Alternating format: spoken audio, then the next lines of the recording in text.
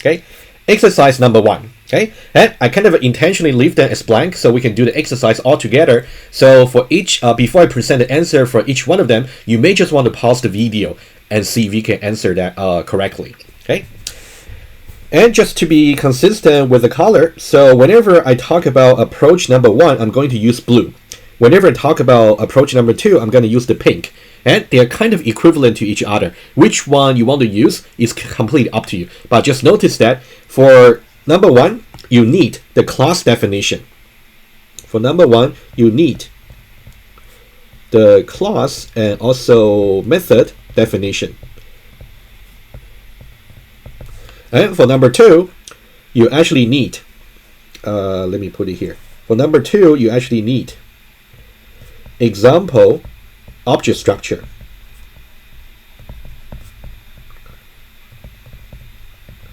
Okay, you just want to know what's really required for each one of them. Okay, let's now take a look. We got 3 exercises for you. Let's say now in the context of student class, I want to define 3 methods whose headers are already available to you. You can I just leave out the keywords for public just to save the space on my paper. So one is you want to get the student's ID. What should you return?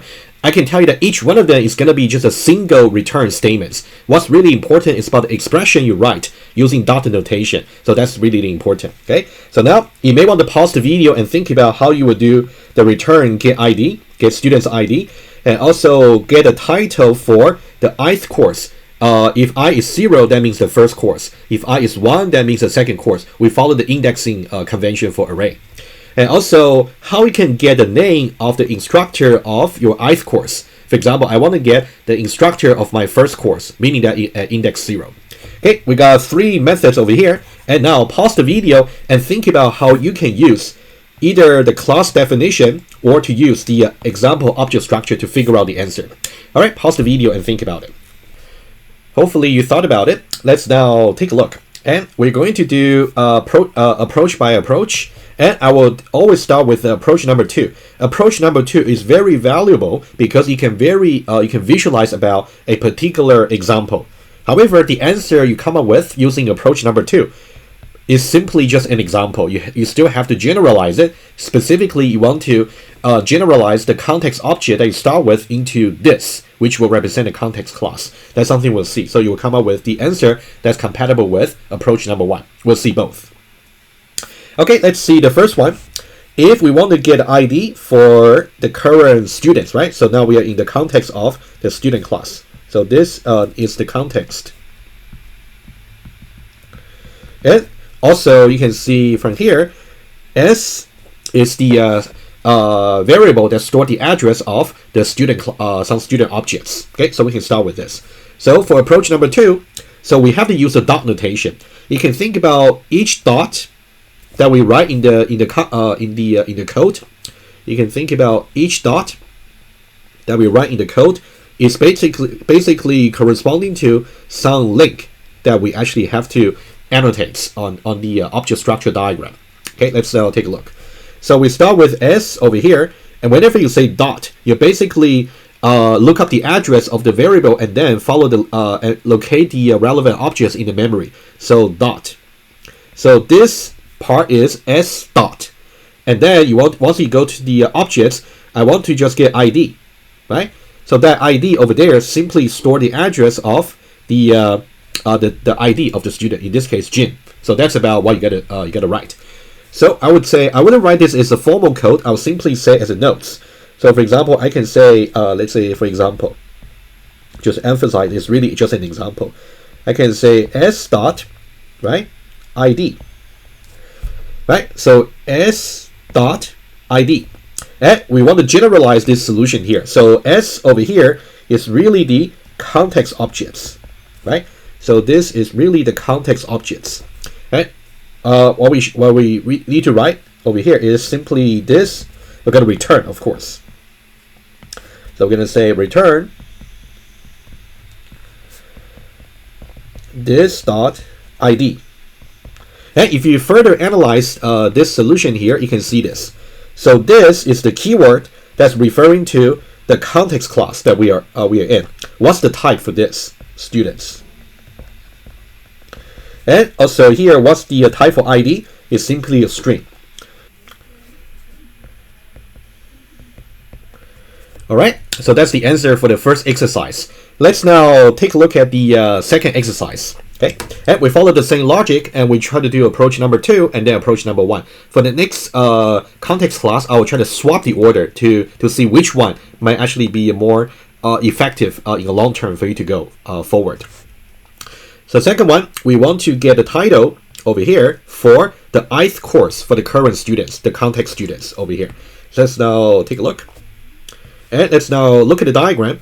We already know from the earlier one, S dot and then ID, right? So now we may want to get a course, right? And get its title further. So we're going to say S dot courses, which is an array. If I use the square brackets, it will allow me to go to the beginning index of the beginning address of the array.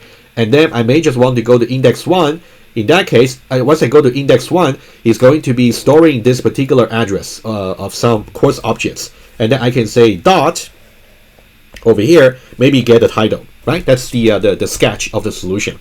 Okay, let me do it again. So S dot courses, right? And then I want to go to certain, if I got a square bracket notation, and then let's say I want to go to index 1, which is going to store the address of this particular student objects. And then I will say dot, which will look up the address of this course objects. I might say student, but I really meant course. And the course objects, and then we want to get its title. And then we can say dot get title, which will give you the title for this course, which is software design. Right? That's the second one. Let's write it down. So the example structure tells us we can say S dot courses, and then indexing notation, and we go to index 1, and then we can say dot get title. Okay, S over here dot over here courses, this array, and the square bracket notation is going to allow us to go to the beginning of the array. Index 1 is actually over here, which stores the address of some course objects, and then dot will allow us to go to this course objects. Get title is going to return the address of this particular title attributes. Okay, hopefully that's crystal clear for you. And how do we generalize this expression? So we're going to say return, so that we go back to approach number 1, which will just replace the context objects by this. So we're going to say this dot courses index 1 dot get title, assuming that the get title method is actually a public accessor in the course class. Okay, and let's now analyze this expression quickly. Okay, like how we did it for the first one. So this, we know that it's as simply students, and we know courses over here is an array of courses over here, right? So far we're still in the context of students, so this will be course array. And then when we try to apply this particular indexing notation to index 1, it's going to refer to the course member, right? So this is actually going to be a course objects, and now we effectively change our context into the course. And then when we say get title over here, get title is going to return the title of the course, which is going to return a string value. Okay, that's how you should really understand the dot notation. All right, hopefully so far you're okay. And let's now do the next one, which will be slightly more complicated. Let's see. We want to get the instructor of the student's ith course. Okay, that means we want to go one level further. Okay, let's see again, approach number 2. S dot courses, and then square bracket notation, index 1, and then dot. So we get to the course objects, but now we want to get the name of the instructor for that particular course. In that case, we want to follow the prof, right? We want to say dot get prof. That's going to give us the professor, the instructor of that course, and that one. And then we say dot. That will allow us to go to the faculty objects, and then we can say dot get name. So that's what we'll get. So the extra dot notation we gotta write is about this particular link over here. about here, and then to get the name. Let me write it down, and then I will just annotate once more. Okay. So for this particular example, the first part is going to be very similar. So this part over here is going to be the same. Okay. So s dot courses at index 1, for example, and then this time we want to get a prof over here, right? We want to get a prof instead. In that case, we're going to say dot get prof. And once we get a prof, and if we say dot again, in that case, we're going to go to locate whatever faculty object that's being stored in the attribute field over here. And then once we get there, we can say dot, and then once we get to the object, we can say dot get name, which will give us the name for the faculty, Jonathan, over here. Okay, so that's why when we say dot get name of the faculty. All right, so that's hopefully that's clear. Let me say once more. Okay, this is quite a complicated expression over here. S dot courses indexing notation, go to the beginning of the array, index 1, and then dot, which will allocate the specific course objects, get prof, and it's going to get a prof, and then dot is going to locate that particular faculty objects, get name, is going to give you the name over here, which will be Jonathan. Okay, let's generalize it by replacing s by the general context objects, this, right? Whenever you want to generalize it, you just replace the context object that's, for the example, by this. So that'll be return, okay, this courses get prof dot get name. All right, let's analyze this such expression once more. This part here is simply just a students, right? This part over here is courses array. And then by using the indexing notation, we basically switch the context into course. So similar argument as before. And when we say get prof, we're basically trying to retrieve this particular attribute, which is of type faculty. Okay, so this is going to be faculty. As soon as we do that, we are basically, again, we are switching the context again to faculty. And when you say get name, it's going to return the name of this particular faculty objects, right? So get name is going to give you a string. One exercise for you to do would be, what if I want to say for this particular faculty, rather than getting its name, I want to get its teaching duty, right? So that's something you can think about as well, right? We just need to have more further dot notation. Okay, so that's about the first context class explained in thorough detail. For the next two, we can go a little bit quicker. We don't need to do such like a long explanation for every time. Hopefully you're now okay. If you're not okay, rewatch this particular part of the video. All right, let's now for the second one. So now the context class that we want to start with is the course over here. Okay, and then we want to see, let me present to you the questions, and then you can pause the video and think about it. We want to get a title for the course. We want to get a name of the instructor for the course. And we want to get we want to say whoever the instructor for this course is, we want to get a title of their ith teaching duties. Remember, every prof, every faculty actually got some teaching duty. We want to find out for that particular instructor for this course, we want to find out their teaching duty, maybe at index 0, their first teaching duty, or at index 1, their second teaching duty. So that's what this exercise is about. All right, so pause the video and think about the answer. All right, assuming that you thought about it, let's now go on. I would say we start with approach number 1, which will go to write the code directly. So get title over here. So we are now in the context of course. Just don't forget, right? So we're going to say return. In that case, what will be the title? What? Directly just the attribute, right? That's easy. Return, you can say this dot title.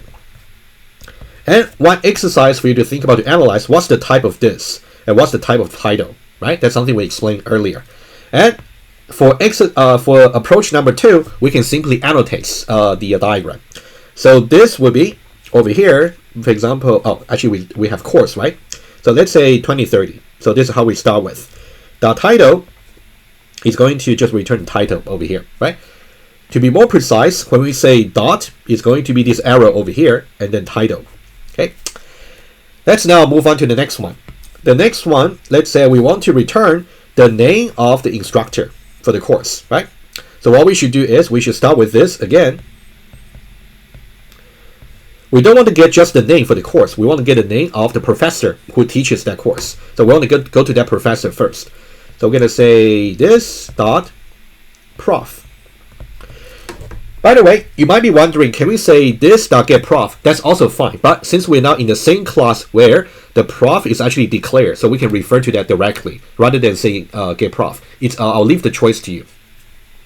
So this dot prof, and then that will switch the context to faculty. And how do we get the name of the faculty? Well, just say dot get name. Dot get name. You might be wondering over here, alternatively, can we say this prof dot name? The answer is no, you cannot. The reason is, if you look at the expression here, this prof over here is of type faculty, right? First of all, this is actually of type faculty.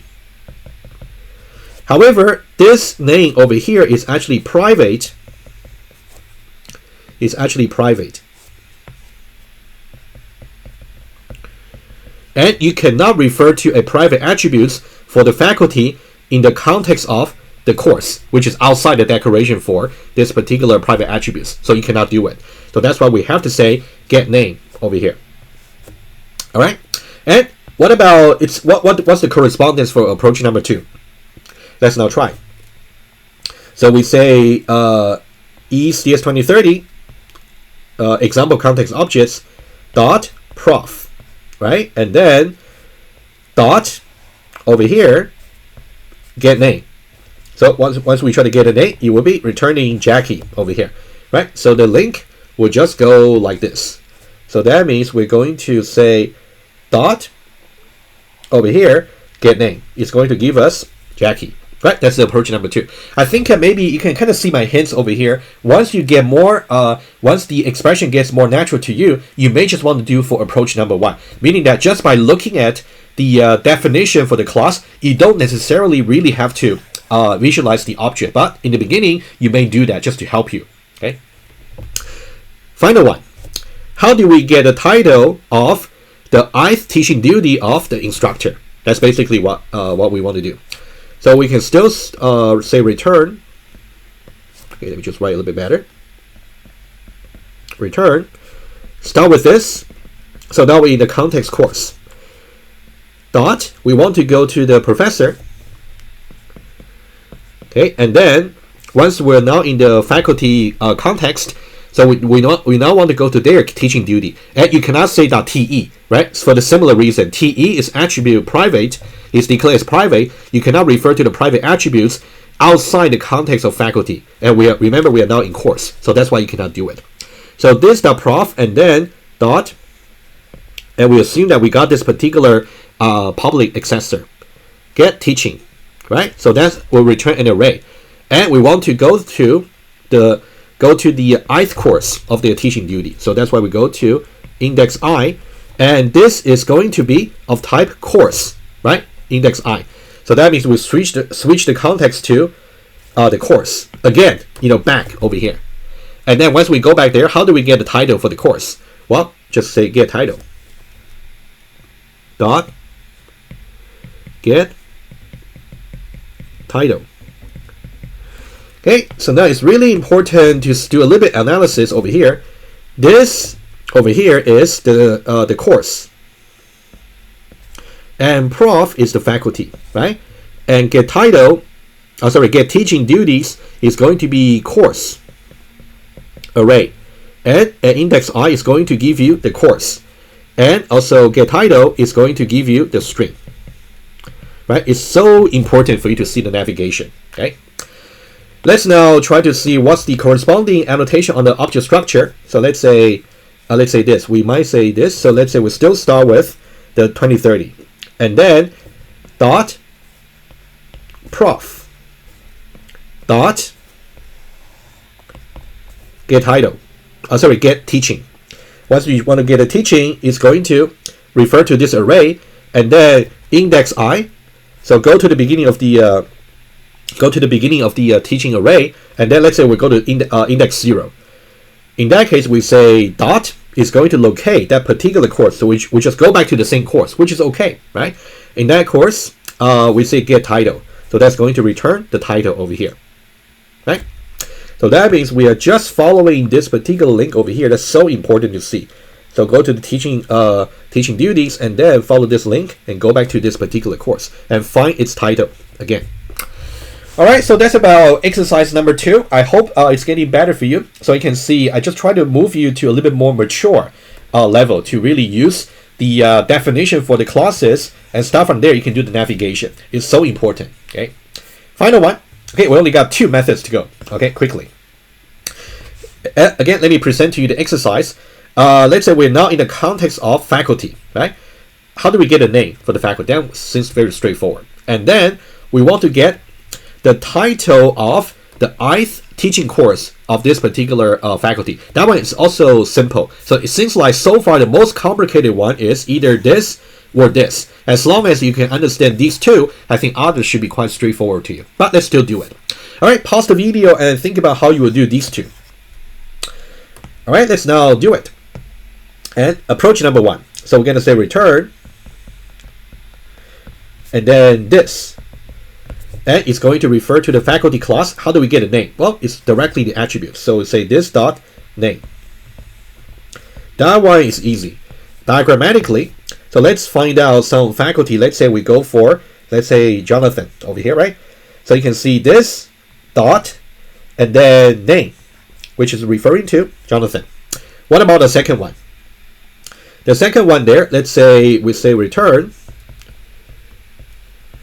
So we say this. We start the navigation from faculty, and then we want to get to teaching duty. So we go to TE. The TE, let's say index I, right? That's the index that's going to be passed as a parameter, and then so that one there is going to go to a particular member. So that means we are navigating to the course objects. And once we go there, what can we say? Once we say dot, what should be available? Well, you can either go to the title or the prof. But in this case, we want to get title for that particular teaching duty. So that will be get title. All right. So that's about the approach number 1. How do we reflect this on the diagram? So this dot teaching I, right? That's let's say this dot teaching I. So we start with this F2 dot this dot, and then teaching over here, which will refer to this array, and then we want to go to I. Well, in this case, we can only go to 0, and then dot, which will go to this particular course, and then get title, which is going to give you the title. Okay, so we just go one level further. So we can go to the teaching array, and then once we go to the array, go to index 0, which will lead us to the course objects. And then from there, we can go to the title. Okay, so that's about navigations. So far we talked about how you can build navigation from scratch, and also given the class definitions or some example object structure, how you can work out the navigation that's possible for you. It's a very important skill and understanding to really acquire. Otherwise, whenever you got many classes working together, you simply don't know actually what to write inside the method. Review this 1, 2, and 3 example very carefully. Hopefully that will help you write your future methods.